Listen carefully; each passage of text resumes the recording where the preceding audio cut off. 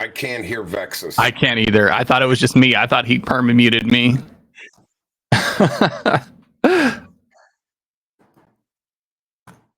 Yeah.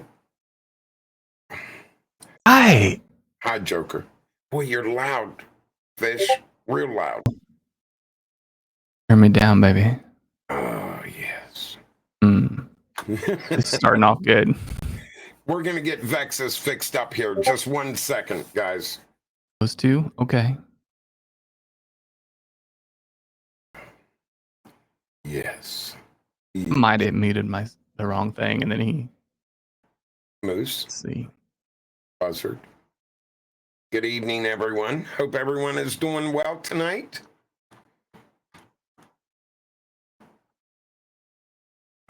All right, so we're starting off good. This is how we do it. Oh, no. Why do I see two of him now? And what the hell is going on? Oh, that is. Oh, I That is love it. freaking me out, man. Oh, I know you that's guys cool. can't see it right now, but I see two of X's.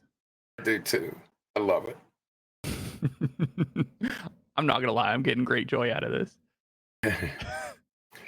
Christine, good evening. Hope you're doing well. Uh-oh. Well, X's Yeah. has dropped off the face of the earth. You know, people, can we just become best friends? We got this. Become best friends. Yep. Yes. You want to go do karate in the garage? Let's Yup. do it. Come on. He's back.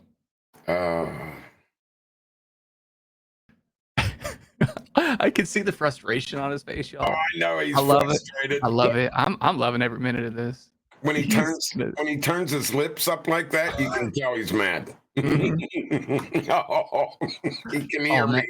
Chad, we just got flipped off, I think. Yeah. Inappropriate. Good morning. Ooh, from the UK. Welcome in. Mr. Sean. I see you. Right, so who's going to invite us out to go hunting?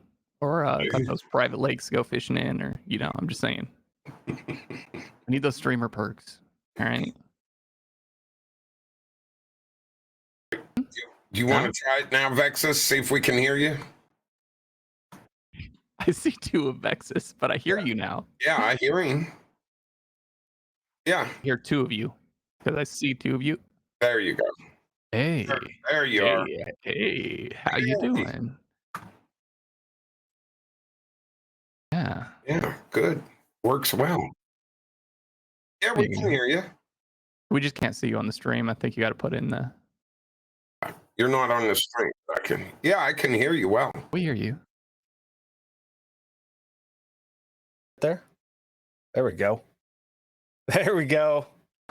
Oh, there he is. Look at that lovely face. Man, this video ninja is touchy. I blame Fish because he had to mess with all of his audio settings right before stream. He did. I mean, caused me look, I to might have muted the speaker have to instead go of the through microphone. 7 loops to mute him.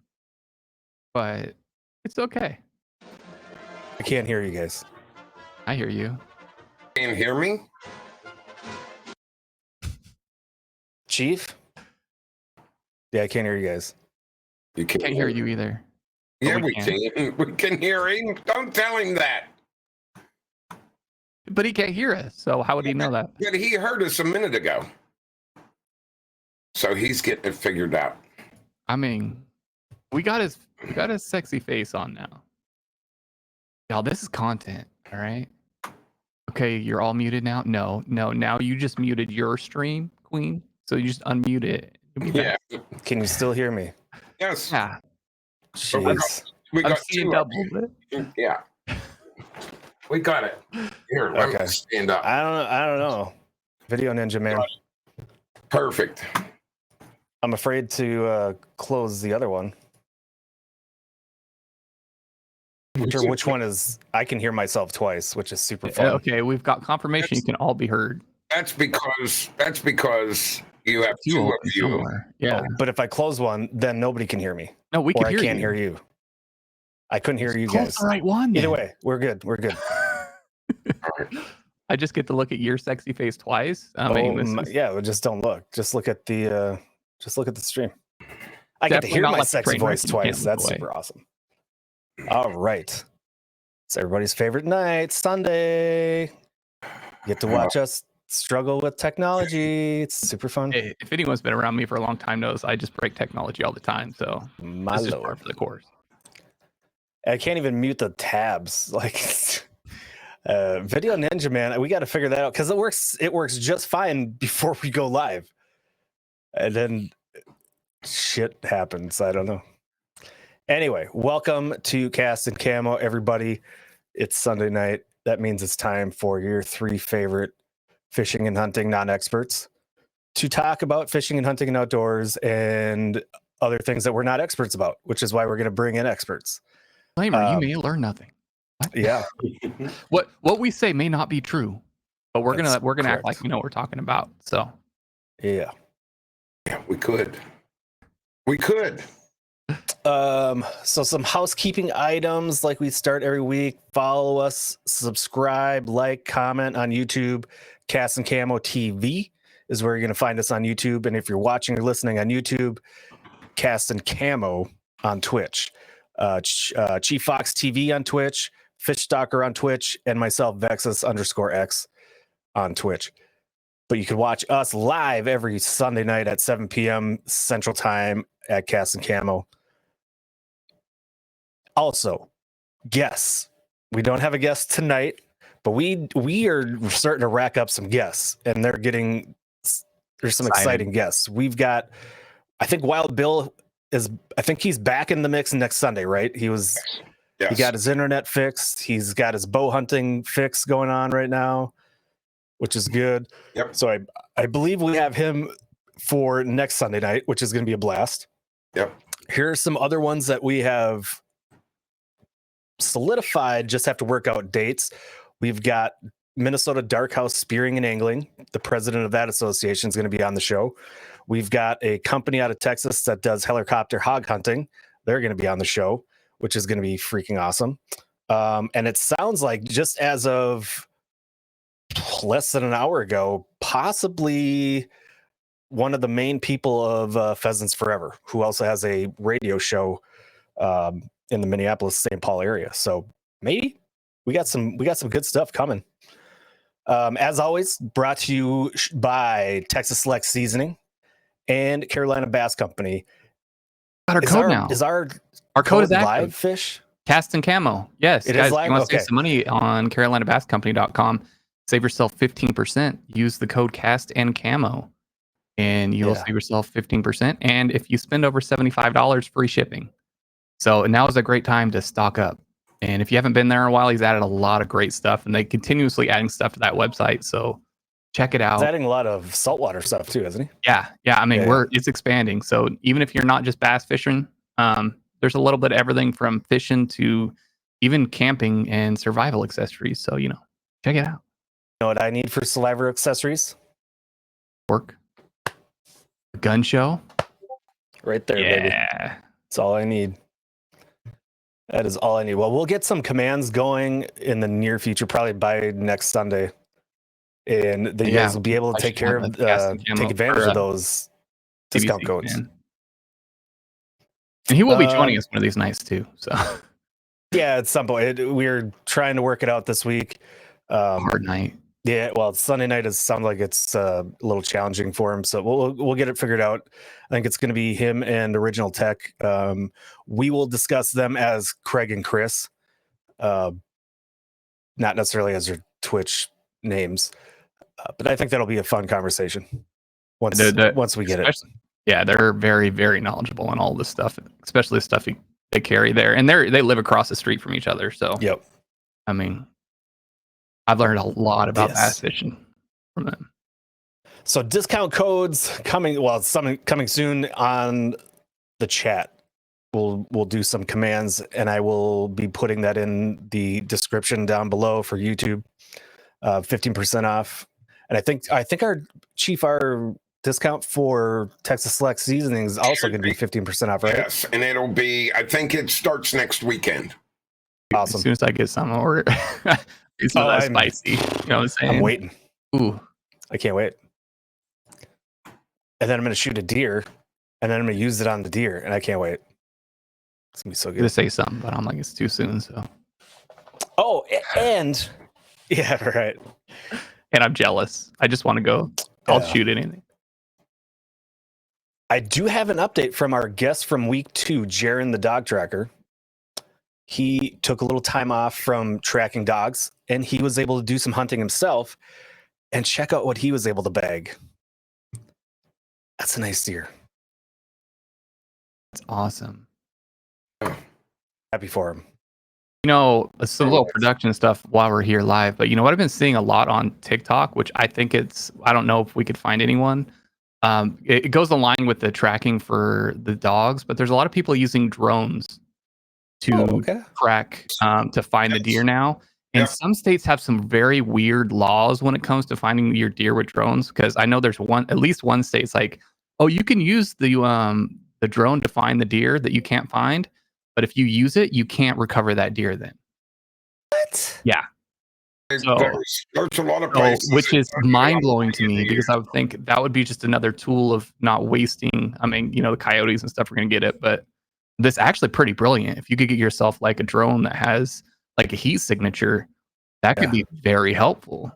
And the drone prices are coming way down now. Like that's a legit thing that I think in the future could be. I would assume that's a asset to a lot slippery of slope, hunters. though, Chief. And we're kind of jumping in the gun a little bit, but tonight we are in the mind of a DNR conservation officer.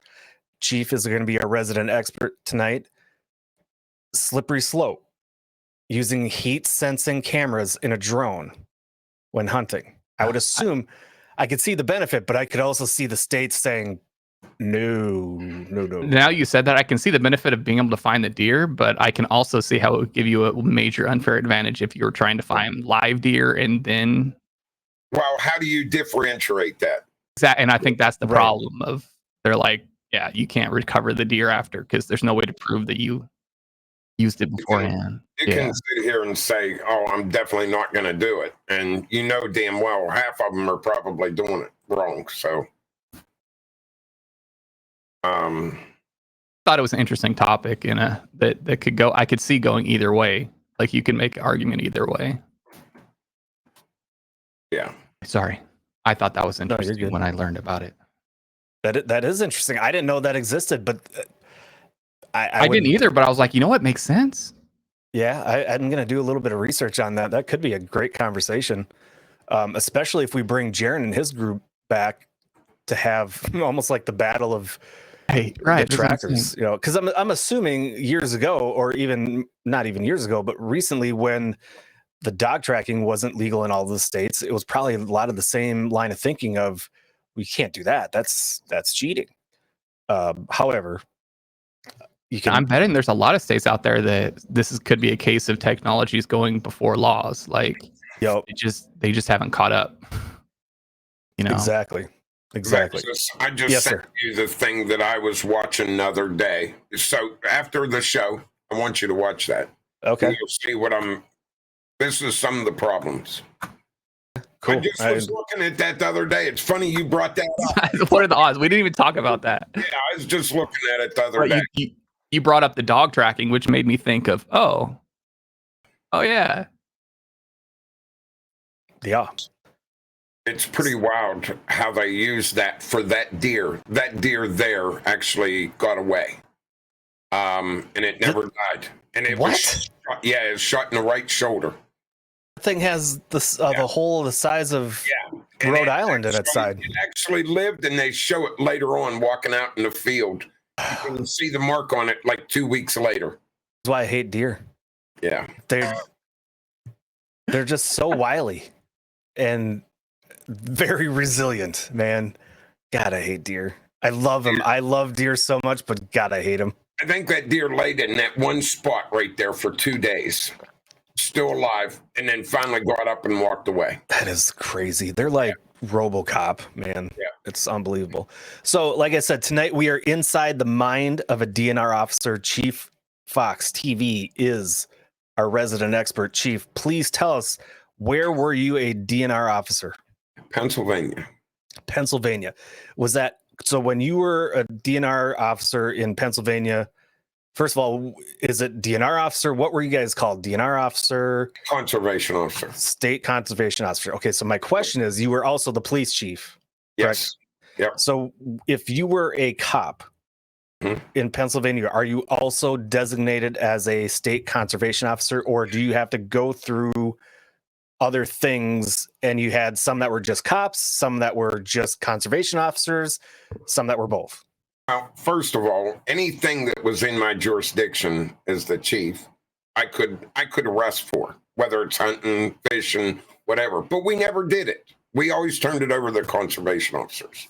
It's just being polite in the way to do it, because we don't really spend, as police officers, we don't spend the time as the conservation officers are trained with what they need to do. So we always called in state conservation officers to handle anything that was going on. But as a conservation officer, we could enforce traffic laws in some. You could enforce forestry. You can enforce wetlands, all this stuff that that we can do. But most of the time, we called in people for those areas that we didn't really enforce all the time. But we could enforce it. We could write tickets on it. We could arrest for it. We just didn't do it that often. Very little. So does that mean if you are a cop in Pennsylvania, you were also a state conservation officer, or is that not accurate? That's not accurate. That's not accurate. You are a police officer. You can enforce all the laws of the Commonwealth of Pennsylvania, or you can enforce all the laws of that state. No matter what the laws are, you can enforce as a police officer. But what I'm saying is we just didn't do it. We could not go outside of our jurisdiction. Like if I was down hunting somewhere, I could turn it in like a regular hunter. But I could not go arrest that person for that violation unless it was a felony in my sight, in my eyesight. If I seen a felony outside of my jurisdiction, I could arrest for. But you just didn't do that. You always turned it over to the proper agency. I know here in Texas, all game wardens are certified law enforcement officers too. They can handle everything. But they're like, oh, it's animal cops. No, I mean they're legit. If you're sitting there like you got drugs or whatever, there's a lot of that, anywhere. Especially if you're going outdoors, you're going to be running into drugs and all the same stuff that your DUIs. Texas is a little bit different, and I think there's some other ones that are named state police. All right, they're state police here. So when they are named state police, they can enforce everything, and they do enforce everything. Because when I've been in Texas and actually rode with Texas game wardens, they would do traffic stops, red light, whatever. No shit. Yes. They had a radar. The guy that I rode with 3 or 4 times when I was down visiting my mother, he definitely had a radar gun and he enforced traffic, everything. So they have moving radar in Texas. And if you don't, what I'm talking about, there's standstill radar in some states where you in your car use the radar gun. It doesn't work that way. And then there's actually moving radar where they can be driving down the highway and get you moving also at the same time. That being said, you're not going to see a bunch of game wardens doing a bunch of traffic stops around here. They're concentrating on wildlife, conservation issues. But if something happens in front of them, or you see them a lot, during like search and rescues around here. They're really big on search and rescues. So anytime there's high water events or drownings or anything like that. Right. Thank you. I mean, I would do my very best if I was a conservation officer or a state police, whatever, in Texas. But if my main focus was animals and things like that, I would find a way onto a murder scene and start trying to help investigate.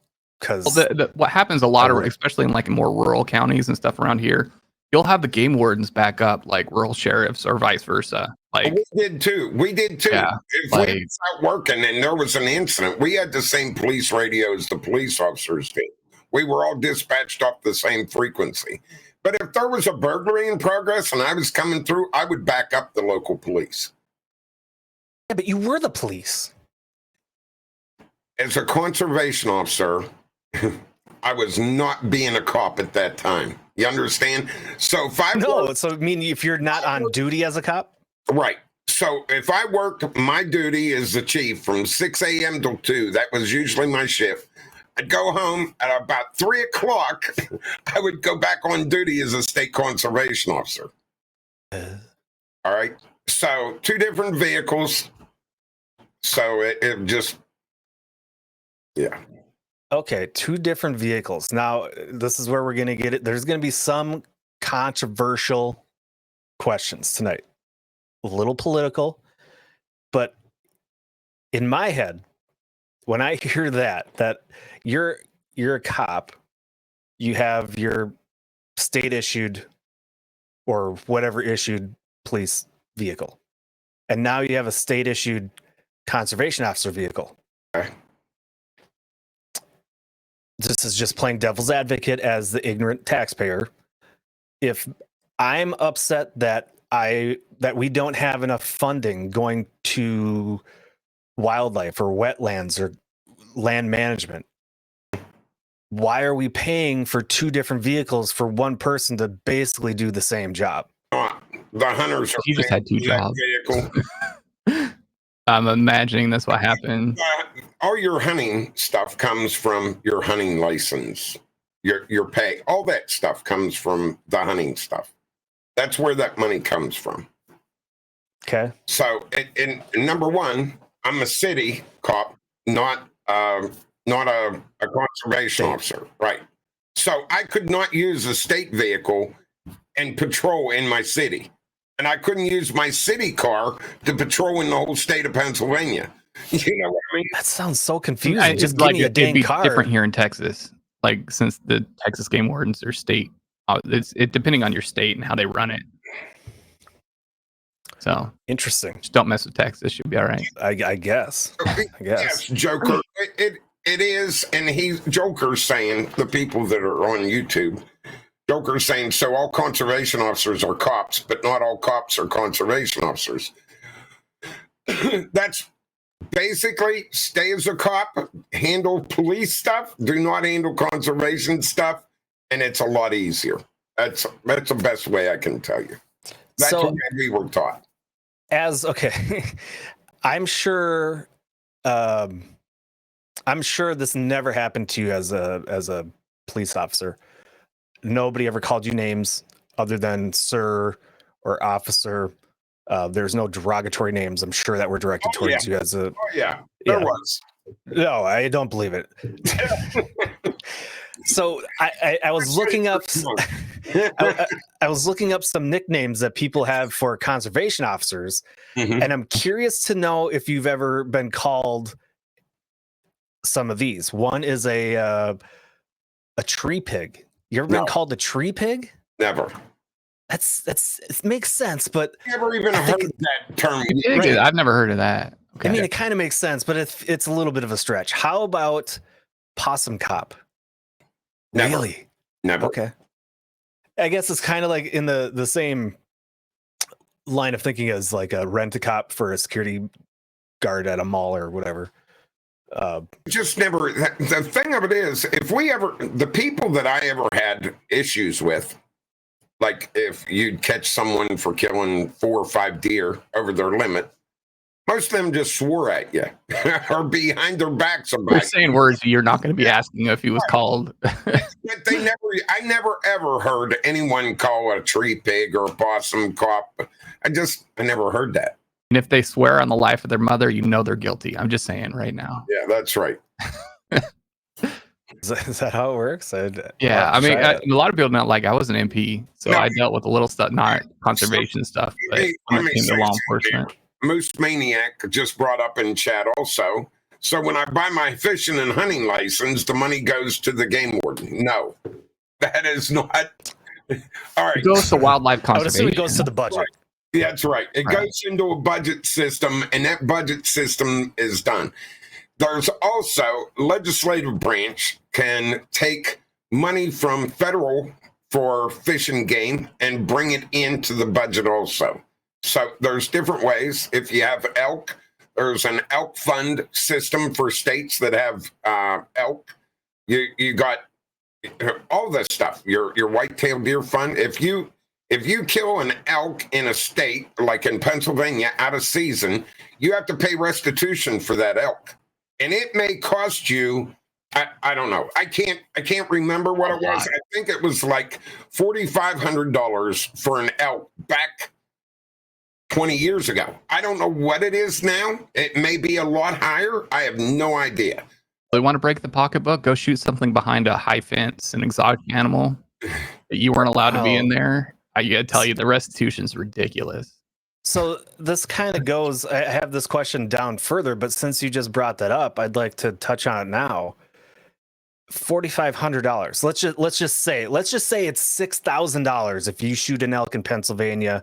The fine is $6,000, right? Let's just pretend Restitution, not the fine. that there's another fine on top of that. Okay, so there's restitution and then there's a fine. Okay, so you got to get that right. So you have a fine, Okay. and so I can tell you, I think about 3/4 that goes to back into the wildlife fund, the fine money, and the other goes to the state for whatever they want to put it in. Your tickets, usually when you write a ticket for someone, you'll have like an EMS fund. We did in Pennsylvania, where we charged an extra $10 on every fine for the EMS. And it helped all the ambulance services and medics through the state of Pennsylvania. We had a 911 fund. There was just so many different things that was attached to them tickets. It's ridiculous. So, yeah, that's basically, you have a fine. So we'll just say you get you have a restitution of that animal. We can request a restitution through the judge for that animal. You have to pay that restitution, and then maybe you get $1,000. I'm just going to say $1,000 fine. Right. All right. Now, once you get that fine, then the judge sets up a time payment or whatever it is for you to pay that off. If you miss them payments, then you can be picked up and put in jail on a warrant for it. Of course. Sure. It's just kind of a simple program. But yes, there's a fine and a restitution, but not all animals have a restitution. Black bear did, elk did. So white-tailed deer, we could have went after it, but I don't think I've ever seen any of the guys that I worked with use it, and I sure didn't. So I would assume then, along with the fine and the restitution, there's going to be a penalty phase of privileges. Yes, for a certain amount of years. Correct. Okay, so I can tell you, if you kill a deer out of season. And it may be at 9 o'clock at night during rifle season. You shoot a deer, that's considered shooting a deer out of season. Yep. It's usually 2 to 5 years you lose your hunting privileges. They can take your stuff. At least here in Texas, they can. If they really want to, they can. We can, but we've been advised by most prosecuting attorneys not to really get into that unless we're going to use it as evidence, that rifle, to prove that that's what they use. Rifle the vehicle you drove in on. I mean, yeah. For trespassing. I mean, you could really push the issue. Yes, you can be charged, Katie, if you use your automobile to kill deer. I have done that. I've actually You've intentionally hold up. Intentionally hit a deer Did with we a car? just breaking news? Chief just Breaking admitted. news. Henderson, Kentucky Police Department chief just admitted just to admitted. intentionally Someone killing clip that. deer with his vehicle. No. We're gonna turn him in. I've arrested people for using pickup trucks to run over deer in field. Like, Run off the highway and hit a deer. And kill it. Yep, and then grab the deer, throw it in the back of the truck, and take off. of course, you gotta take the meat. Yeah, but You can destroy your vehicle in the process. 90% of the illegal shooting deer only take the back straps or nothing. Right. Well, that's the quickest thing. Yeah. And the antlers. They never took the antlers. Really? I've got a real nice buck down here on the farm that I've got sitting on top of a 55-gallon drum right now that Ryan's father-in-law picked up in the field cutting beans 2 years ago. The back straps were missing out of it, and a beautiful rack. Really gorgeous rack. Interesting. That Yeah. Limitations. Okay, so on that topic though, we're gonna say we're gonna take the example of an elk. You've shot an elk out of season. Restitution, fine, loss of hunting privilege. Do you feel? Let's say it's 2 years. Let's say it's 3 years of hunting privileges revoked. Does that penalty fit the crime? Does the penalty fit the crime? Should it be stiffer? Okay. The penalty. Well, some fines, yes. Some fines, some laws, yeah, it should be stiffer. But we don't have a choice. Legislative branch has made our laws. Right. They set a scale, a sliding scale. So you can lose your hunting license for 2 years, 5 years. We can go in and make a recommendation, but we have to be inside that scope of whatever that fine is or whatever. We can ask for a maximum fine on someone. So if the fine is, up to $1,000, then we could ask for it, but the judge doesn't have to do it. I mean, he could turn around and say, hey, it's going to be a $50 fine, and that's what we got to live with. We do not have a choice on that. But he cannot go above that amount, or if there's a set sliding scale of 200 to 1,000, he can't go below that $200. You know what I mean? Yep. So, yeah, it's different, but. So how big of a problem was poaching when you were acting as a conservation officer? Big. Yes, it's huge. You have no idea how big poaching is. Did you guys have like a remote deer? Did you see those? Yeah, we have Where those. you get to go sit in the bushes for a while and wait for some road hunters to come by and shoot it and jump out. They do. Gotcha. Every time. They do. Every time. It never fails. I love it. You know what you got to do too, we've done, is pick up roadkills and stand them up against a tree. Oh my goodness. It works very well. I would imagine. It works very well. So I go back to the question then, if poaching was a big problem, and I would assume continues to be so, should legislation be passed not just in Pennsylvania or Kentucky or Texas, like nationwide, harsher penalties for poaching? In your opinion, based on your experience with what you had to do with work. So let me explain to you. Everyone, you'll have people that'll poach deer for money, all right, to sell the deer meat. You will have people that'll poach because they're hungry. You'll have people that'll poach just for the hell of it. They'll say that they poached a deer and take a picture of it and leave it, not even touch it. We've had it all three ways. And I've always said, if someone's starving that bad, come to me and I will get you a deer. I mean, we get illegal shot deer. We get, road kills that are not hurt that bad, where they was just hitting the head. We'll bring you that deer immediately or call you and have you come there. Instead of going out and trying, if you're that hungry, we'll get you the deer. I can tell you that right now. So have you ever come across somebody that has poached a deer and that was their reasoning is, look, I can't afford beef. Yes. So do you, in that instance, do you show mercy? Well, I'm not going to sit there and hammer them with the book, but I am going to charge them with shooting a deer out of season. I'm not going to sit there and pick and choose every little, shooting out of say they pull up and shoot out of a vehicle. You can charge them with shooting out of the vehicle. You can charge them for shooting across the highway. You can have them charged with poaching, shooting a deer out of season. So you can stack charges, especially if the guy's being an idiot with you. And that's where you just, if you're caught, you're caught. Shut your mouth. That falls into officer discretion right there, right? I mean, a lot of people So what like if you get caught, and you don't want to say anything, you don't want to admit it. Yeah. Keep your mouth shut. Like, don't be rude. Say, I'm, exercising my right to not say anything. Mm-hmm. And then be like, okay. Instead of calling them every tree, animal, cow, whatever you were saying earlier. Tree pig and a possum pig. Yes. Yeah. Like anything else. Yeah, it's just as they're like any other law enforcement officer. They can be easy on you or they can be hard. A recommendation to the judge and just say, the guy is starving. He doesn't have nothing. And this is the reason he was out, and let the judge handle it at that part. It ain't up to me. My job as a law enforcement, and I don't care where you are a law enforcement officer at. I don't care. It's your job to do the fine and charge the people, not to say they're guilty or not guilty. Right. If you have the evidence, then do it. You know what I mean? And then that's what the judge is for. Let him handle that.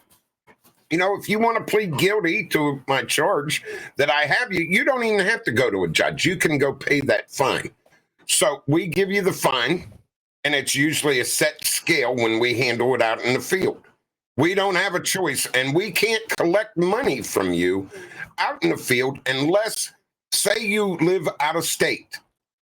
And so we used to do this in Pittsburgh area quite a bit. We'd have people from West Virginia and Ohio that would come into Pennsylvania and shoot deer at night with spotlights. So what we would end up doing, I would give them a choice. You can come with me and go to the post office and make your fine, or I take you to the magistrate and arraign you, and he puts you in jail for the night, or you pay him the fine. You know what I mean? I can't collect money from someone. I can be there and watch it go into the mail and then release him to go home. But if he doesn't do that, then I have to arraign him with the magisterial district. Oh, did you ever have any conservation officers that were colleagues or underneath you that would take money? Not that I'm aware of. Drift. Okay. Not that I'm aware of. No. I would assume. Were you ever, not as a cop, but as a conservation officer, were you ever bribed or tried to be given money to, like, hey, here's $100, just forget about this other fish that I caught? No, but I was bribed by females in boats on the river. Did they try to flash you or something? Like, how did they try to bribe you? And where I'm interested now. Like, how are they bribing you in boats? If you Oops, my life jacket just fell off. Like, that's exactly what they do. I mean, yeah, I know. And then I'm like, I really have to charge you now, right? Because you're like, if I don't give you a ticket now it looks like I didn't because. Yeah, I guarantee it. And I've had that happen numerous times on the Ohio River and Lake Erie, all the lakes that I've worked in the patrol boat. Yes, they do that quite often, especially when they're drinking. Is it illegal? What do you mean, is it illegal? Illegal to flash you? No, but I mean, you could charge someone with decent exposure, but I mean, can you see taking it now, a man, I can see the judge hammering the guy. You take a female in there. Whoa. Judge ain't gonna do nothing to them. PG-13 show here. Let's Yes? No. Okay. Just teasing.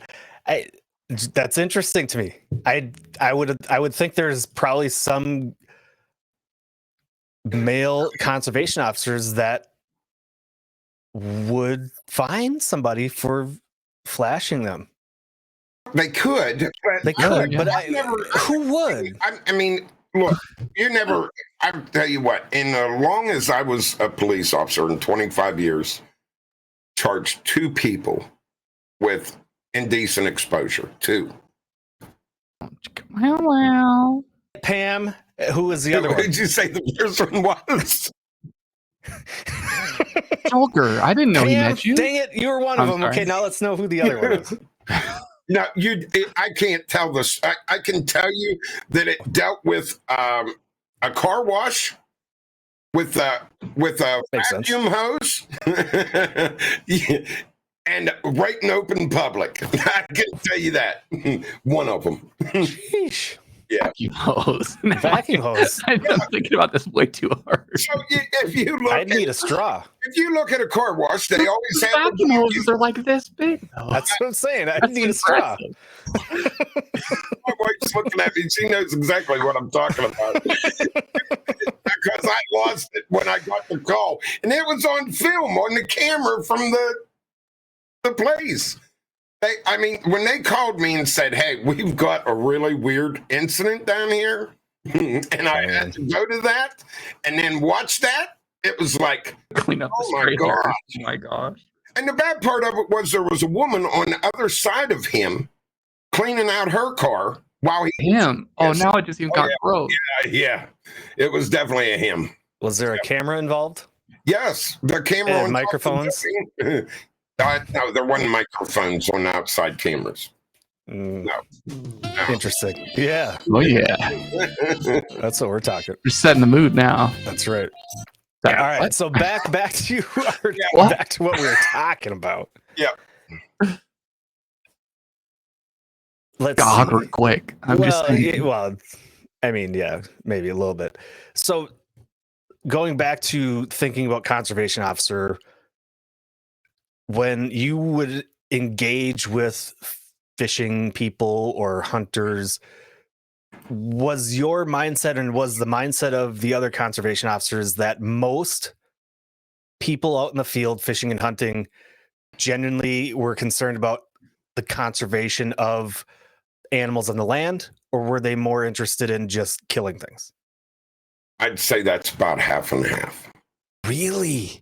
I mean, if you took a poll in your channel while you're deer hunting and ask them how many of them are really in conservation of the deer and that, you're not going to have that many people that are really involved in wanting them deer or the turkeys and that to survive. Most of people, it's about half and half. Half the people like to hunt. They don't care whether whether they have deer and turkey next year or not, and they don't think about it until that happens, and then they'll be the first ones complaining about it. Yeah, right. You know, You should have done something. Anyone that does any bank fishing knows. It's my biggest pet peeve of going along lakes or creeks or anything and just finding trash everywhere, or line, or like, you just got to be better than this. It's sad. True. It makes me angry. It's just, it's weird because without, like, I don't understand that line of thinking. For me, it's 100% conservation. It's herd management. It's, there's certain reasons why there are hunting seasons, and you're doing this, and this is why you pay money for this license and that license. And to me, it's all kind of this, it should be, as outdoors people, men and women, it should be this idea of everybody coming together to better our land, our resources for hunting. And I guess you do have that other half of the group that just doesn't care. But I don't understand that line of thinking. I don't understand that logic. Let me explain to you. They care about whether the deer are there or the turkey are there when it comes hunting season, but that's it. Correct. That's the only time they care about it. Right. So it's the same way as when we used to talk to people about feeding black bear and deer and elk in the wintertime. We'd tell them all the time, please don't feed them because you're hurting them. Because once we get 6 foot of snow on the ground, they don't feed them no more. Right. So guess what happens to the deer, the turkey, the bear? They come back to that spot. There's no feed. They've been taught to go there and feed the whole year. And all of a sudden it's gone, and they end up starving to death. Or the bears try to break into your house. Yeah, it's a shame how people actually do that. And they are hurting the animals. If you're not going to feed them the whole way through the winter season, don't feed them at all. And that's the same thing can be said with like ducks and geese at like a lot of these local parks. Right. There's signs everywhere say don't feed them, but every time I go to them, there's people just there giving them bread and everything. I'm like, I know it's great to do with your kids, but I'm like, oh gosh. I mean, should you throw your corn out if you're fishing for carp? Should you throw corn out for the ducks? Corn. I think peas are good. Bread is definitely not. I don't know if you guys. I don't know about corn, but I know peas are good. Corn for deer, I can tell you, is not nutritious for deer. Oh, not at all. You have nothing in that corn that helps that deer at all. You're better off getting a salt block and give them a salt block, and then they can use that the whole season and dig the dirt down. That is probably the easiest thing to use. But if you wanted to bring them in, corn is good. Well, they do. That's what you're trying to do. You're trying to get them to come in every night. So Like, here's it goes. Most of your deer are eating the corn the most when it is soft, like way we eat corn. When it's just ripe and it's great for us to eat, that's when your deer are eating it, and your black bear the same time. They just indulge in corn at that time. Once it turns hard, they don't hit it as often, but they do eat it. And if you put it out, they'll go eat it. Yep. I know you know the answer to this, but that's highly illegal pretty much in every state. You can't make the deer your pets. Do that. Don't do that. Yeah. You're And- in a little trouble. I know your dad would tell you that. The best way to make the deer your pets, the best food to use is I would use a 30-06 bullet. That's Okay, and what the people don't realize, and there are people like, oh well, I got this fawn, right, and I couldn't find their mother, and I raised it, and now once that gets, in their backyard, once that's found out, that deer is probably going to go and be put down because they don't know what diseases or anything that is. So once it's discovered, you're going to get in a lot of trouble, and it's going to be put down. So Yeah. there's wildlife rehabilitators that's their job and mission, that they can do that. If something happens like that, contact your game warden, and they will make sure that that animal, if need be, gets to the right place. And let me say something. Joker just brought up dried corn actually creates heat in animals. All right. So let's go back to what I was saying. If you're going to feed them corn through the winter and you stop that halfway through, what do you think that's going to do to your deer? They're used to that. They come there every day. It's just like the video I show every morning on my stream of the deer. They're all hanging out there. But in North Carolina, you have to, and Kentucky, you have to stop feeding in April, which is after the winter season, and the deer are able to go ahead and eat other stuff. I just don't like to see people feeding deer and bear. It makes them more of a human problem than anything, because they see humans, they associate it with food, and then you're going to have problems. Did you guys have laws against that? Yes, we did. So if you're off cop duty and you're driving around, you're just cruising as Chief Fox with your 5.0, and you see somebody that in their backyard that's feeding deer, can you or would you stop and say, can't do that? No. Here's a ticket. Why not? Why not? Because I couldn't arrest them if they was doing it in their backyard. The only time I can do it is if they hunt over that bait. In Pennsylvania, you can't hunt over bait. And we can't stop people from feeding. We can actually, if we find like bear, a deer, elk, feed, we can close your property, your whole property down to hunting. We can put, and we catch one person inside that area, then they get arrested for hunting over bait. It's pretty simple. Yeah, and we can't hunt over bait here either. But we can't even bait. Like there's a lot of city ordinances that have banned you for, like, even if you're within those city limits, you cannot feed deer. Okay. And mostly it's because of that's a quick and easy way to be passing diseases. Well, the other thing of it is, in Pennsylvania, we can't stop you from putting feed out. Because here, if you had that problem, then we'd have to stop everyone from feeding birds, because the deer love bird feed. They will come in. If you live out in the woods, they love bird feed. I would be a proponent of that. Stop feeding the birds. Send all the birds down to Texas and then the south. Well, I mean, just like as Jim Bro in chat said, a lot of the deer feeders here turn into hog feeders as well. And so, I mean, it can be a good tool if you're trying to get hogs off your property. It's legal here. So you can go set up your feeder on timer. They'll spit out corn same time every night, and they get conditioned to it. So the deer and hogs are going to come in, and a lot of times that set off before sunset. So you'll hear a bunch of bangs at the same time if you're out in East Texas. Fish. Does Texas allow you to bait deer? Yeah, you can put up big feeders, automatic feeders on your property.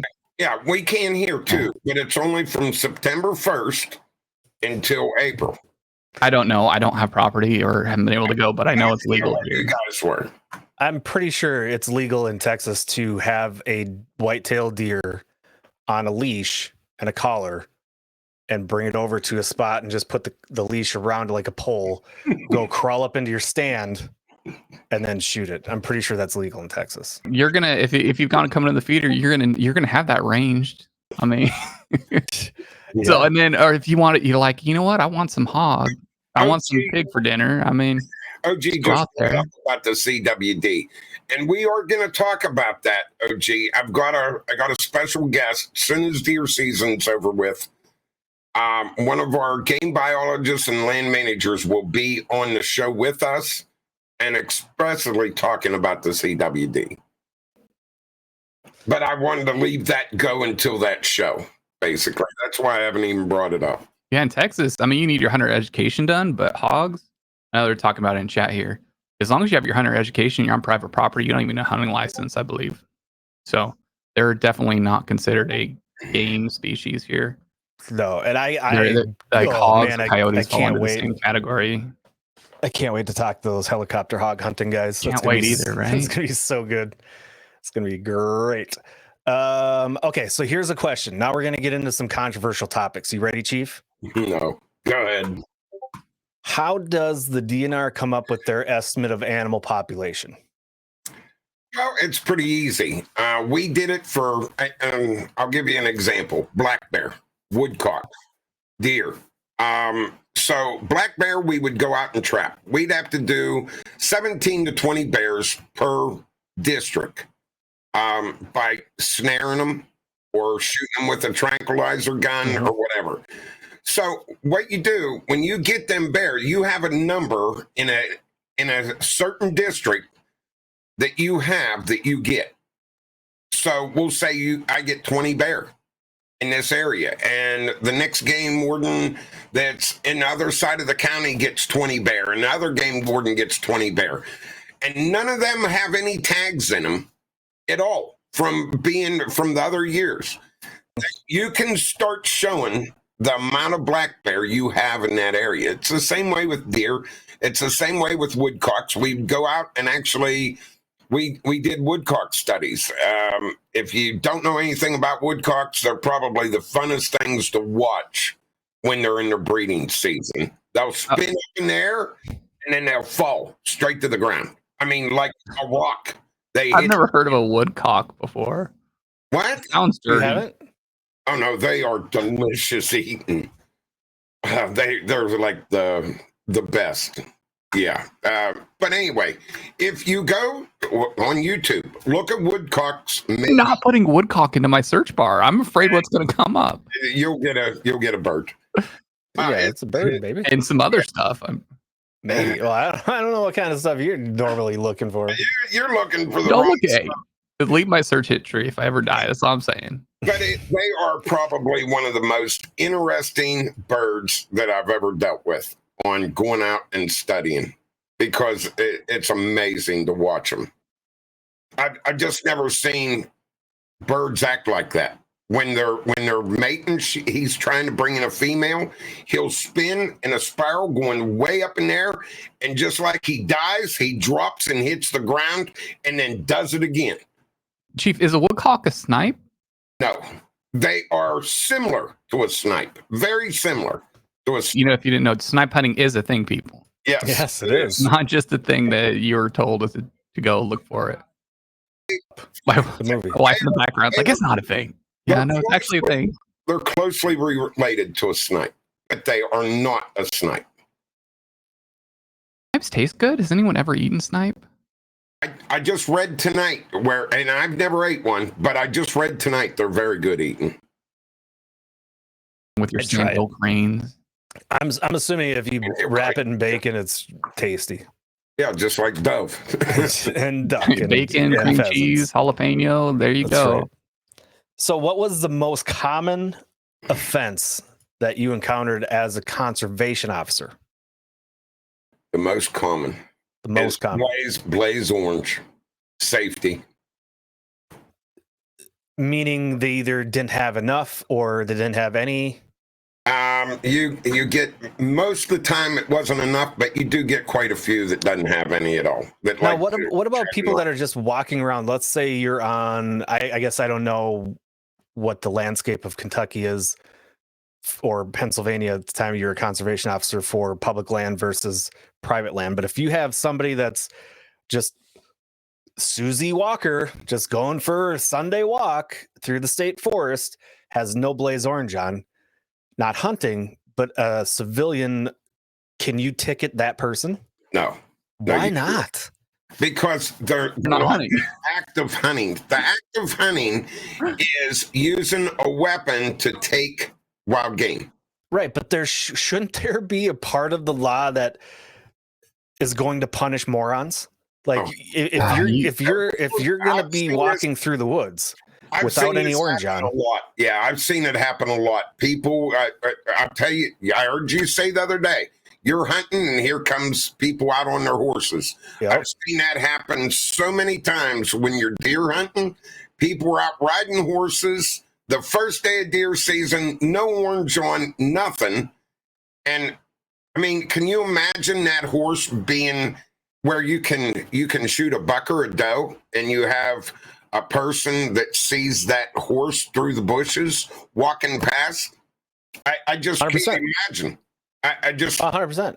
I've had I got a question. Did you guys have hunter harassment in Pennsylvania, or is that just like a Texas thing? No. It's like, because I know it's like a felony here. PETA is like a major problem with that. Yeah. So yeah, we do have it. I think most states do have the hunter harassment. In what way? All right. So if you'll have different groups come out and they will walk through the woods yelling and screaming, maybe 20, 30 people. So you can't shoot a deer. They're there to protect the animals. And then they can be charged for hunter harassment. Also be shot. Well, technically, you're still going to be in a long word battle then. Yeah. I mean, at some point, there are just as many non-smart hunters as there is non-smart non-hunters that are in the woods, whether they're flailing their arms around. What I guess if I've got somebody flailing their arms around and hooting and hollering, and I'm watching them walk past somebody else, and that person shoots them because they're not a responsible hunter, and all they saw was something flailing in the bushes, which happens. Sorry, like kind of. And then you're natural selection. That's what the court system's for, right? So you're going to go to trial, and you're going to have to prove that. No. I mean, if it was an accident, unless it wasn't found, Fish. right? No. Wait, Fish. There is actually a charge for you shooting a person. I don't care whether you did it on accident or whether you did it, you meant to do it. There is a charge that you're going to be charged with. It doesn't have to be proved. Now, if you go to where I did it on purpose and they can prove it, then it's going to go to a homicide. You understand what I mean? But for the act of shooting a person in the woods, I had a father and son. The son was 30-some years old. The father was 60. And the son shot the father in turkey season, spring gobbler. They didn't know. He heard his son calling, and he worked his way towards his son, and his son seen him moving and shot him, hit him right in the chest. 42 yards. I investigated that, me and 2 or 3 other guys, and it was bad. And we had to charge the son. Yes, you're right, because it is your responsibility as a hunter to always make sure the backdrop of whatever you're shooting at is. That's exactly right. So yeah, that is on the. If you don't know what's back there, you shouldn't be shooting.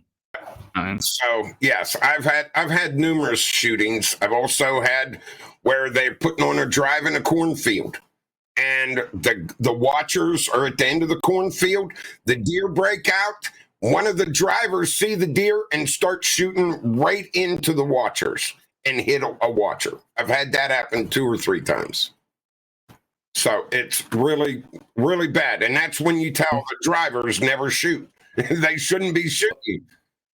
I had the same thing happen in pheasant hunting. Get pellets to the face. Thank God we make sure who you're hunting with is someone you trust. Well, and we did. And I don't remember who I was just telling this story to, but I've had it where I was hunting with people that I knew and trusted, and we were doing a drive, which I'm personally not a big fan of doing deer drives. I had to shoot this deer out of self-defense. And then there was other times where the people doing the drive are, like Chief was saying, are shooting, and I'm going, yo, hi, what are you doing? And I will never go hunting with that group of people ever again, because it's like, I'd rather live. Venison You is not learned that that important maybe to they me. weren't the right people to go How with. do Right. you articulate that? Because number one, if you have a father and son, the son shoots the father. You know the son isn't trying to kill his father. Likely not. So here's the issue with that. You may get 2 to 4 years in jail, or get a huge fine and maybe a year in jail for shooting someone accidentally while deer hunting or bear hunting or whatever. But the problem of it is when you shoot a person like that, I mean, you got to live with that the rest of your life too. I couldn't even imagine having to live the rest of my life with knowing that just because this buck had a huge rack on it and I seen it jump out running towards, and I wanted to kill it before you, because that's all it is. When the drivers are shooting, Mm-hmm. then yeah, that On season 1 of Walking Dead, when the little boy got shot because he was trying to go to the deer by the big old redneck guy. I'm just saying. Oh, I don't know that we can say redneck. I'm just kidding. We just did twice. All right. So here's my next controversial question.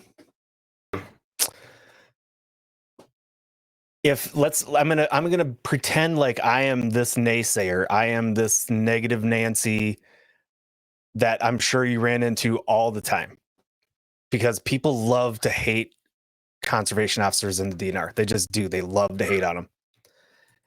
I'm gonna say, yeah, I'm gonna say, look, I think there's collusion going on, and the DNR in Minnesota is purposely not acknowledging something is going on, because if they do acknowledge it, they're going to have to create a program for it.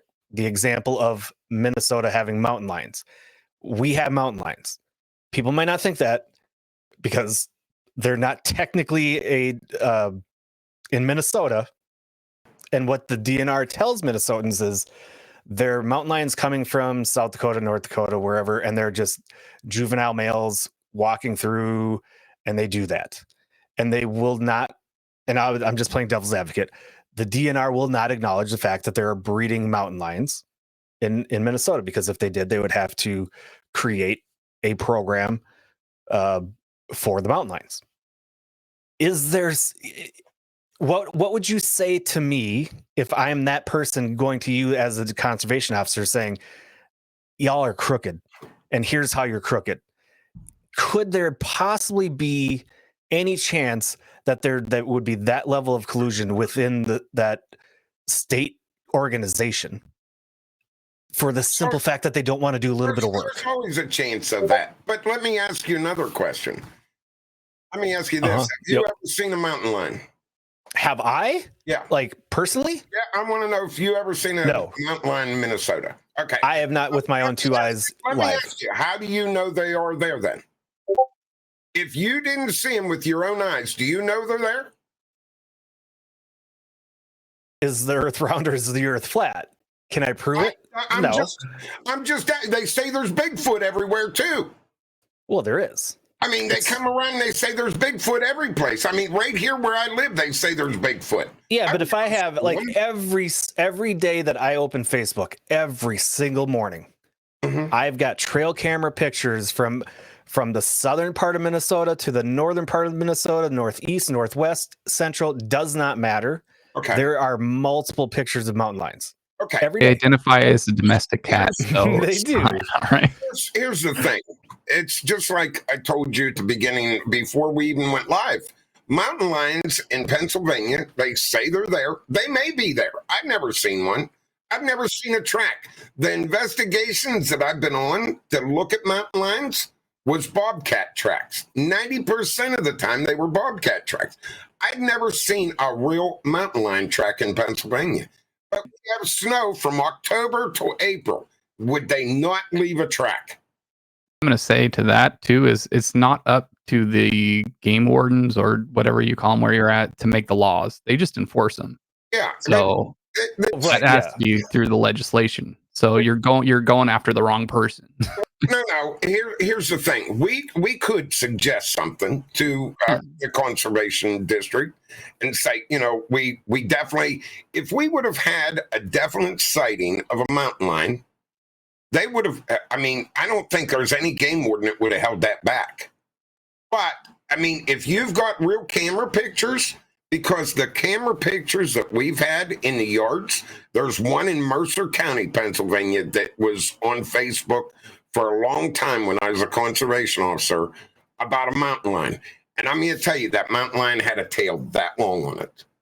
And I watched the cat walk across the camera at about 100 yards, and its tail was that long. Now, if you know anything about mountain lions, their tail is not that long, unless someone cut it off. So, I mean, that's what you just got to pay attention to what you, and they're a lot bigger than a bobcat. No, I know, and I'm don't take this the wrong way. No, I'm coming at this discussion from the mindset that I see literally every single day from the hunting groups that I'm a part of. It's just hatred towards the government agencies because they won't acknowledge of the fact that there are mountain lions. And in my head, my logic is that is so against the whole purpose of that organization, right? I mean, the whole purpose of conservation officers and the land management is to conserve the resources and protect and organize. Has anyone shot one of your mountain lions and turned it into the game commission? Because if you did, I don't know. I mean, if you don't have a season on them, you can shoot one. There is nothing protecting that animal. True. There is nothing. So if you shoot it, you can take it to the game commission. You can film it. Why you even give it to the game warden? That's what our cell phones are for. So why are people not doing that to prove that there's mountain? Then the game commission has no recourse at all. I mean, the Minnesota DNR has come out and said, yeah, that's a mountain lion. And it's, that was in XYZ city in Minnesota. They have acknowledged that there are mountain lions in the state. What they're not acknowledging is that there are breeding pairs. Oh, okay. But have you seen them breed? Yeah. Well, when you see cubs, Did you see it? the stork didn't bring those cubs. You know what I'm saying? Right. I mean, I'm just saying. Possible deniability. It's just all I'm saying. I'm not just doubting your word that there's mountain lions there. All I'm telling you is just like here where I live, we have no black bear here at all. But every year in June, we get black bear, 2 or 3 that come through here because of the breeding season. What they do, you'll have 2 cubs with a mother. After they're 2 years old, the old sow comes in, and the male kicks the shit out of the cubs. Now, these 2 cubs are 120 pounds, 150, and they take off. They may cross 3 states looking for a female. And they will cross areas where there's no bear at all to get to that other section. They know where to go. Exactly. I mean, we've trapped black bear from Maryland, clear up in northern Pennsylvania, from Virginia, that's been tagged by their DNR, and we got the tags. We know how far these bears have been traveling. It's like the bear here in Kentucky 2 years ago. We had a black bear come right through here where I live. They ended up getting it, and it was tagged, and that bear was from Arkansas. So, I mean, Crazy. What's it doing here from Arkansas? It's looking for a female. Anytime they breed in June. So Looking for ladies. That's when you see them. Cocaine bear. That's right, Kelly. That's right, Kelly. Cocaine bear. All right, so this might be a state by state thing. But it's kind of it kind of goes into 2 parts. First part being if you are on conservation officer duty, okay, and it's deer hunting season, and you're driving down the old county road, and you see a hunter in a stand in blaze orange, you can clearly see him. It's not public land, Private land. can you stop and go check that person for a license? Yes. In Pennsylvania, 100% yes. Okay. Have you done that? Okay, please walk me through what is going through your mind as you are walking up to someone that you know already. Like when you're a cop and you pull somebody over, you don't know if they have a weapon, but you know, walking up to that person as a complete stranger, they have a loaded rifle. Well, yeah, but I've never had anyone point a rifle at me. I mean, but that has to go through your mind, doesn't it? Sure it does. But you can't live in fear all your life. That's who I live in fear every single day. Then don't be a cop. And let me go through that. We don't go out and just selectively pick someone we see in a tree stand and go check them. That is not the reason we do that. Normally, it's because we have a call about that person, or we have been watching that person feeding deer over bait or something. And maybe he is hunting in a tree stand where there is no bait today. But, we're looking for him, and here's his truck, and there he is out there in that tree stand. I'm going to go check him. If I've had complaints on him before, and I know it's him, I'm going to go check him. But we don't do that to normal people. You just don't walk up. I don't want to screw up your deer hunt. That's not what I'm there for. I want you to kill a deer. I don't want you to not be able to hunt, like riding horses past you while you're hunting. I think that's ignorant, especially if they know you're out there in that tree stand hunting. Yeah, well, here in Texas, we have it's like Operation Game Thief. It's a number you can call and anonymously report. Yeah. Obvious violators, especially like you're down fishing, you see someone has freaking way over the limit. You can call. I don't know if they have like a way you can text and do it anonymously, like some other law enforcement. I haven't checked into it, but it's a good way to. I never purposely got out and went and checked the hunter. Now, what we have done, me and a couple other conservation officers would deer hunt. And while we're deer hunting, during the day, we would just move and hunt, like take 3 or 4. And if you run across the hunter, you can check him. But you're not out there looking for that guy or a problem, but you're in a problem area when we do that. So we'll just say we've had a complaint that this group of hunters from this hunting camp, which we did in the mountains, we had a lot of hunting camps. This hunting camp was shooting more than they were allowed. We've had wives call in on their husbands. Oh, I'm telling you, my last year that I was working, we had a woman that was the wife of an Ohio hunter from Youngstown, Ohio, call in and report her husband for bringing 5 to 6 deer home every year, none of them tagged. And she told us exactly where their hunting camp was. And we went there and arrested him with 4 or 5 deer over his limit. Then You always hear those stories of people like wives, the scorned wife or girlfriend selling their husband's stuff for very cheap. Yep. Now, I can never find those deals, and it's legal too if you're married. I mean, what causes that? Right off the bat, it's either he went hunting when she said no, or he did, something happened. They got a big fight. But it happens all the time in law enforcement too. The wife calls and says, he's got 2 pounds of cocaine in the back seat of the car, And that son bitch won't give me any of it. Yeah, and you go out and arrest them. I've had people report their cocaine or marijuana stolen from them, from someone else. And I'm like, you got to be shitting me. You're admitting to having the cocaine and someone stealing it from you. Or I went to go buy it and they ripped me off. Yeah. So, yeah, Cocaine's a hell of a drug. It's kind of funny that you have this happen, but it happens a lot more than you actually realize. Wives will turn you in. Yeah, well, there's no more room in the freezer. Or I'm so tired of you putting these deer heads up on the wall. I'm done. I'm over it. I'm turning your ass in. It's reason number 713 why to not ever get married. Yeah, but no, seriously, that does happen quite a bit. And what do? I mean, we don't go out and purposely go after someone unless we have a complaint. And that's where people say, well, you're just picking on me. No, I'm not picking on you because you're from Ohio. You dumbass, I'm here because I got a complaint. Well, who called? I'm not going to tell you who called, but I've got enough probable cause to come in here and get you. So, and here you are with all these deer that are not tagged. Why are all these deer laying here not tagged? So, yeah. I've called, right? Yeah. Yeah, I can imagine that. Who called? Your wife. And then you could just see the guy's head going. Yeah.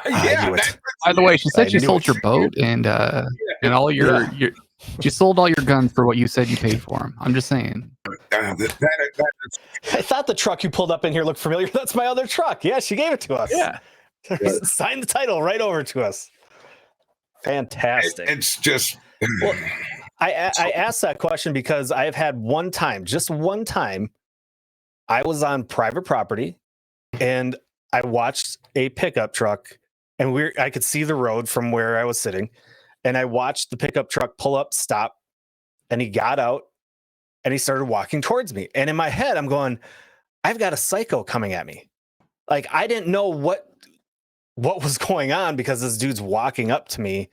I'm in a deer stand. I've got a loaded rifle. I've got full blaze orange on. And I'm like, what is going on? And the guy comes up and I just look at him. He's like, can I see your license? I'm like, it depends. Who are you? And then he explains that he was a DNR officer. And so I'm like, well, I'll come down and whatever. And so we were talking and it blew my mind why he would just stop for no reason, see me and walk up to me and ask me for my license. Yeah, he may have had a call about you from the farmers next door or whoever. Possibly. Saying, and that's the thing. We don't tell everyone why we're there. I mean, we do get complaints. And believe me, your neighbors sometimes can be a pain in the ass and they love to call and report you. So if even if you're not doing nothing, they'll call and make a complaint. Yeah. I just thought the whole time the guy was walking up to me, I was like, that, after I, thought about it, I'm like, that took balls of steel to literally just come up and openly walk towards somebody that you don't know, that has a loaded rifle. Right. And the thing of it is, your neighbors or someone could have called and said, hey, this guy's hunting there without a hunting license. And they sent a game warden out there to check on you.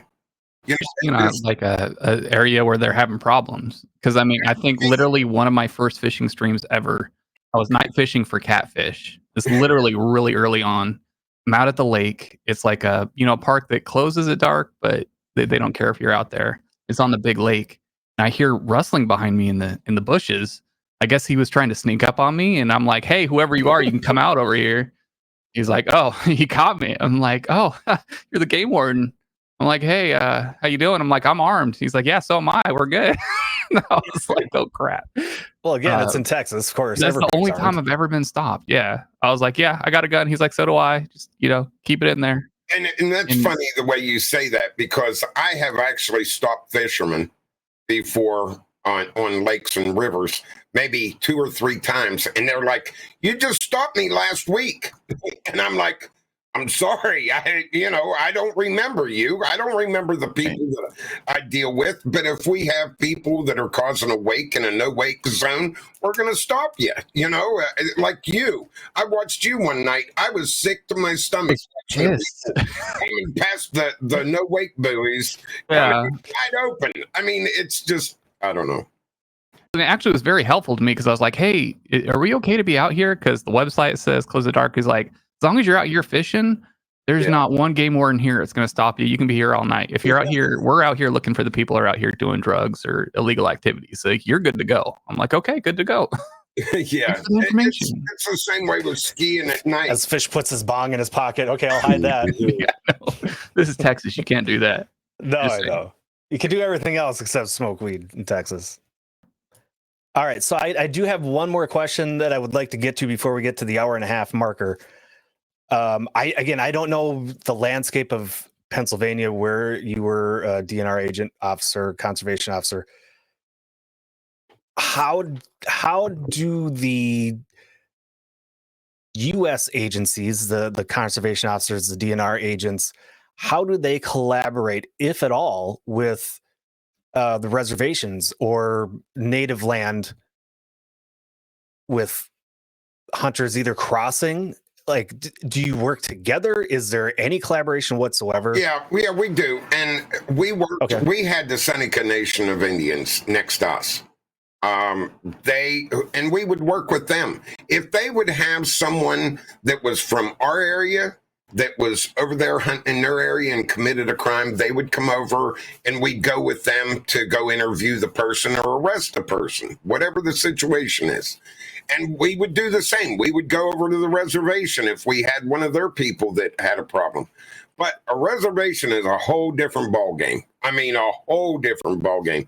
And if you don't know what you're doing on a reservation, you're stepping in a thin line, and you can get yourself in a lot of crap because they're their own country inside our country. That's the easiest way to tell you. They have their own legislative branch. They have their own governor. They have their own president. They have their own Congress. They have everything that we have in America that we're all used to. So, and I'm going to tell you, a lot of Native Americans can hunt whenever they want on their reservation.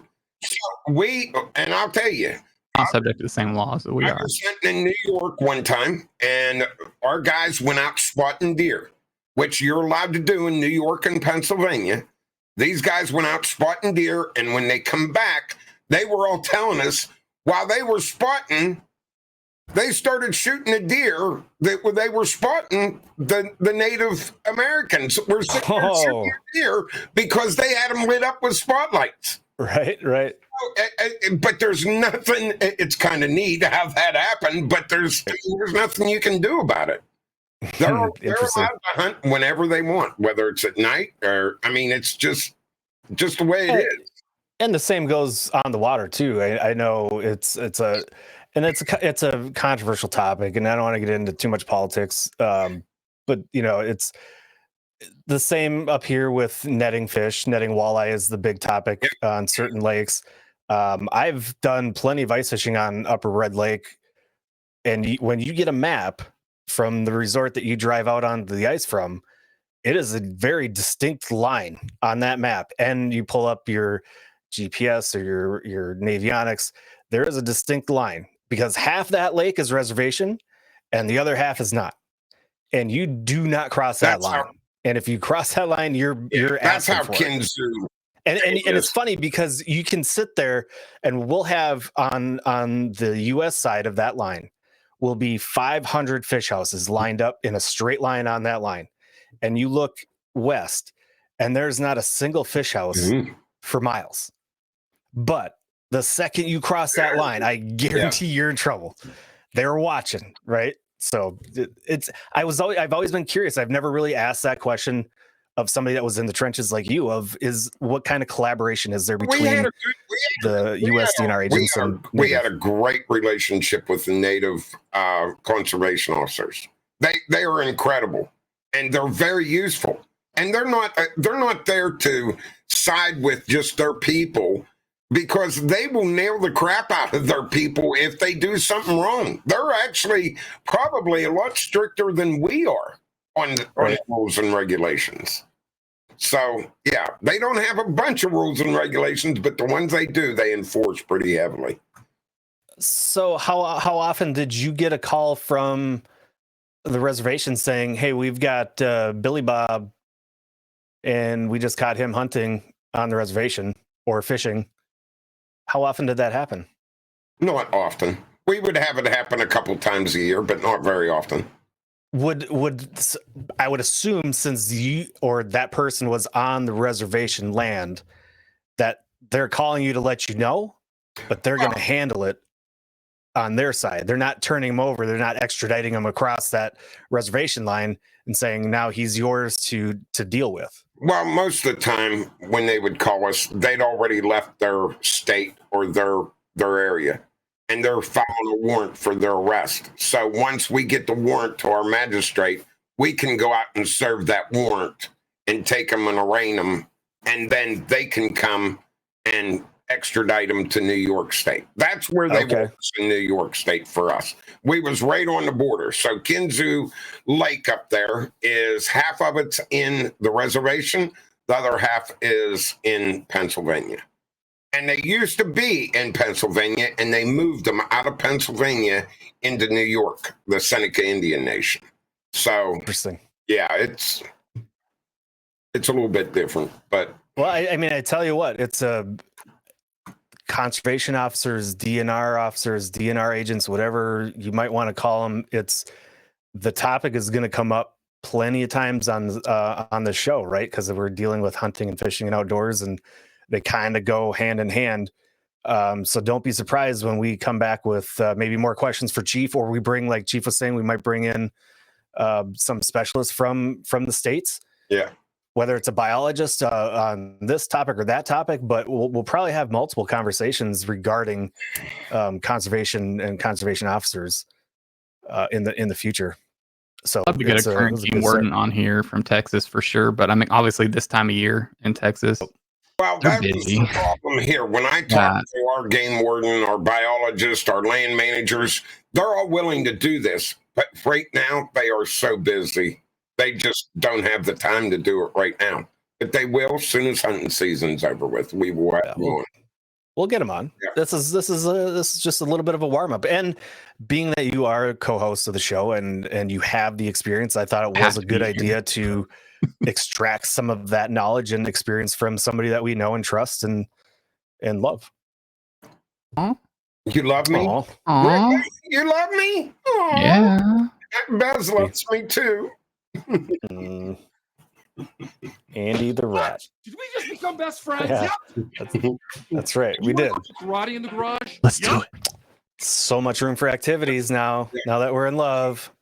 All right. Well, we're at the hour and a half mark. I think I've run through most of my questions, but we got to most of them that I wanted to. Any closing thoughts or remarks from you, Fish?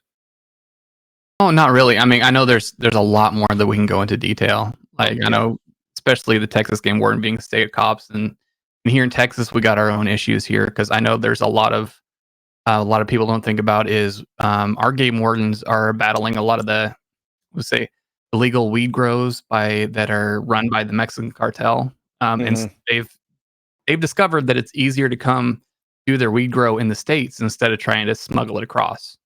So there's several out there, and the game wardens are usually, because they're the ones out there in the middle of the woods, know the terrain, maybe have the boats and get up there. There's a special task force out here that are, and they're out there head to head with the Mexican cartel in the middle of the woods, and also makes it dangerous if you're out there hunting and you stumble upon one of these. So Yeah, for sure. Oh yeah. and there's a lot to go on in over here. Chief? Yeah. No, I don't have nothing. I mean, I can't wait. We get some Wild Bill on here next week and talk about our meats again. Oh yeah, and we're gonna do. I think every time he comes on, we talk to him about this too, like one or two The recipes. recipes. Yeah. Yep. Which will be good. I think that'll be fantastic. Well, I want to again thank everybody for coming in. Don't forget Texas Select Seasonings, 15% off. Cast and Camo is the code. Carolina Bass Company, 15% off. Cast and Camo is your code. And thanks for hanging out with us on a Sunday night live. And if you're watching on YouTube, thanks for watching.